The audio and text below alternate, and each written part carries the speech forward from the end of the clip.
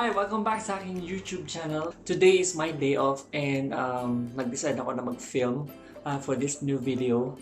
And today, ang ikukwento ko sa inyo is paano ba ako nag-start maging cabin crew.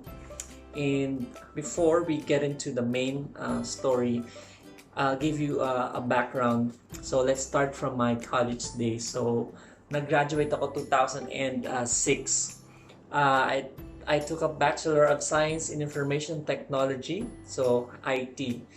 And you might be wondering, paano ba ako nag-end up as cabin crew? So, right after graduation, nag-apply ako. I've used like jobstreet.com, jobstv.com, mga newspapers para makakita ng mga job ads. Tinarget ko talaga yung mga programming or programmer position. And 6 months after, I wasn't really fortunate to get into the IT company as a programmer. And I was so desperate and pressured for me to get a job. So, at that time, nag-open up yung call center sa Pilipinas, sa Batangas. Ayun, so sa hometown ko. And nag-apply ako, yun, natanggap naman ako. That started my call center career for 4 years. 8 months sa Batangas, and then the rest I have spent it in Manila. And then the last 2 years, I stayed with my sister because yung sister ko nagpunta siya ng Dubai para mag-work, and then my cousin offered me to stay in her condominium in Parañaque. My cousin is a cabin crew of Philippine Airlines at that time. So I was able to see kung paano siya mag-prepare for work, and parang na-assess ko malaki yung sweldo niya. Although hindi ko naman nakikita kung magkano yung salary niya sa payslip niya. Pero nakikita ko kung ano yung nabibili niya, napoprovide niya sa family niya, and especially yung yung travel benefit. So, na-inspire ako. Sabi ko, gusto ko maging cabin crew. And doon sa last company na pinagtrabahuan ko, sinabi sa amin na yung operations will be transferred to India. But then we were informed ahead of time before we got retrenched, so I was able to prepare for me to look for a new job. And my cousin assisted me and gave me tips, advice when it comes to the application as a cabin crew for airlines. So she guided me when it comes to preparing my resume, what the things that I need to put in my resume. And when it comes to the physical aspect naman, yung body posture, and she gave me advice on what to do when it comes to the physical assessment, like checking of the weight, the height, the skin. And before you get into the interview, you want to make sure that your nails are clean, your skin, your hands are clean, everything. You should be well groomed before you go to your interview. And when it comes to the interview questions, so she also guided me what I can expect from the interviewers. So what are the questions that I might get for the interview. So there, nag-apply ako sa unang local airlines, so I was able to pass through the first stage, the physical assessment, checking of the height, the weight, the skin, and pinataas na yung sleeves to check for any scars or tattoos. Kapasa tayo doon. Second stage, initial interview, they just ask you simple questions like, tell me about yourself, how do you see yourself in the next 5 years? So this kind of questions. I was able to pass through that. So I went on to the final interview. In this stage, the questions were really difficult. It was more intense, and I wasn't able to pass the final interview. I don't really know why, but yung mga companies naman, they will not tell you why you did not pass. So I moved on, and I applied for another airline, and this time it was for an international airline, and that was through an agency.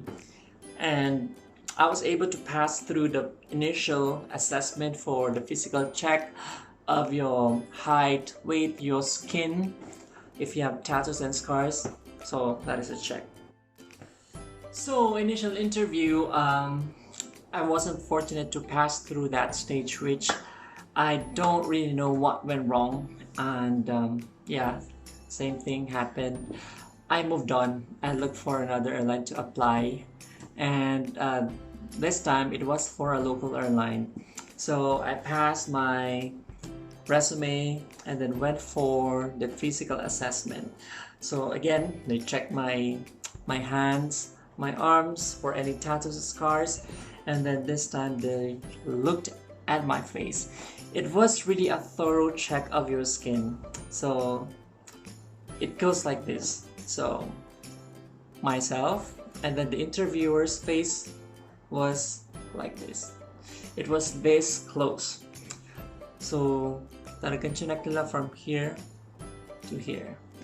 And what the interviewer told me is that I have dark spots. She told me to go back once I get clearance from the dermatologist. So yun, nagpunta ako sa derma, and the derma told me that I need to put some products and also get treatments from her clinic, and masyadong mahal yung mga products and also yung treatment, and at that time my salary for my current job is not really that much. So yun, nagpunta ako ng beauty stores for me to look for other products that I can use on my face for those dark spots. So while waiting, I was able to see an ad sa flygosh.com na darating ang AirAsia for cabin crew recruitment, and that was sometime on April or March of 2011. And the recruitment was held in Dusa Thani Hotel. So nagpunta ako sa recruitment, and sa labas ng hotel, it was a very long line, and it took me like 2 or 3 hours before I was able to get inside the venue.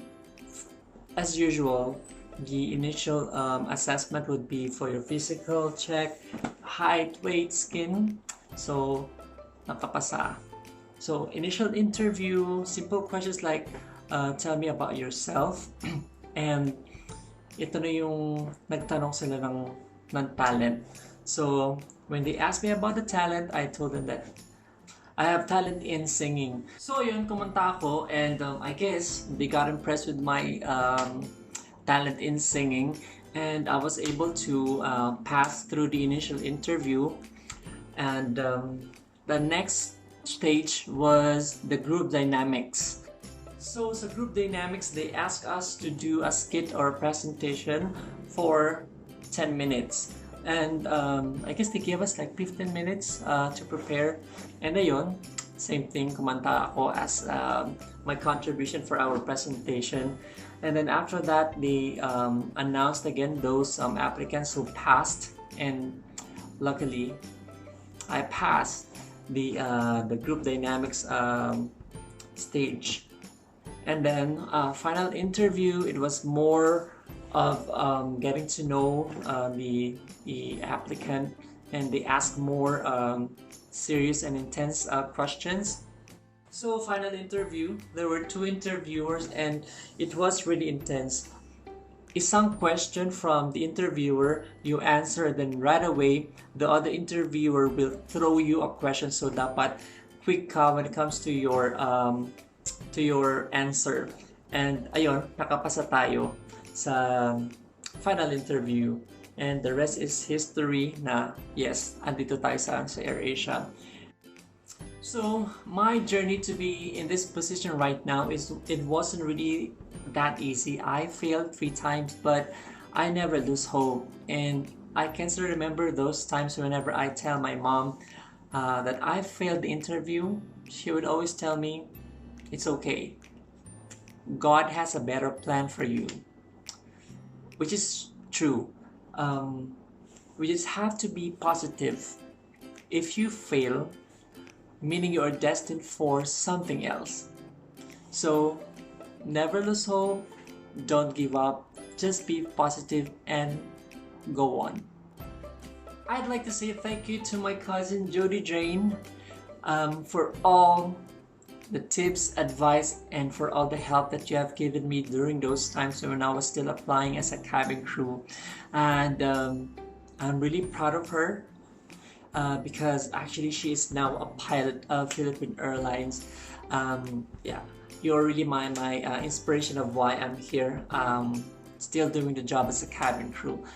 Big thank you, my cousin Jody Jane. If you need any tips and advice on how to become a cabin crew, and if you'd like me to do other videos, you may put those comments down below. Huwag kalimutan mag-like and subscribe sa aking YouTube channel, and also follow my social media accounts. And I shall see you on my next video. Bye!